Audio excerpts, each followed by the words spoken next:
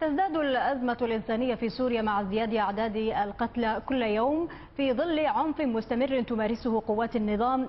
تلك الأزمة تبدو آثارها جلية في نفوس السوريين، خاصة الأطفال الذين يفقدون أقاربهم. تعاني الطفلة شيماء التي قتل أخاها واثنان من أخوالها وعمتها بيد الشبيحة تعاني أزمة نفسية حادة تجعلها تجد صعوبة حتى في النوم ليلا. خالد الإدلبي لديه التفاصيل في هذا التقرير. بما بقي من أرض الوطن لا تطاله قذائف النظام، يمارس أطفال سوريا حقهم في الحياة.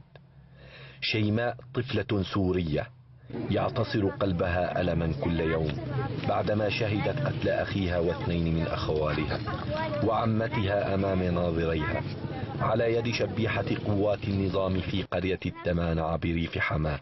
ما بس انام لأنه كل يوم بعبح لهم خوالي، بس ما بس انام يا الله. إذا نمت وغايب إذا مش خوالي شلون بدي انام؟ يا سيدي شو خوالي وموت أقوى بدالي بروح لأن أنا بكرة رايحة إن شاء الله.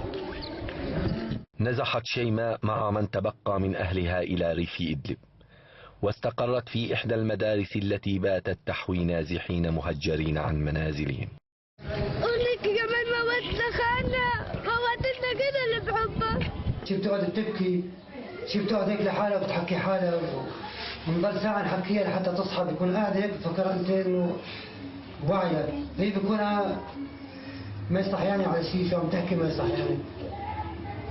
يعني ما تقول انهيار عصبي او عقدة نفسية، حالات نفسية، اكتئابات، ما بعرف شيء.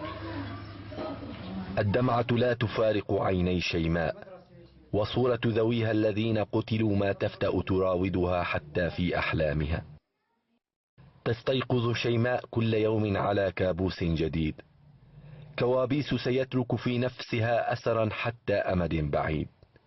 خالد الإدلبي لأخبار الآن، ريف إدلب.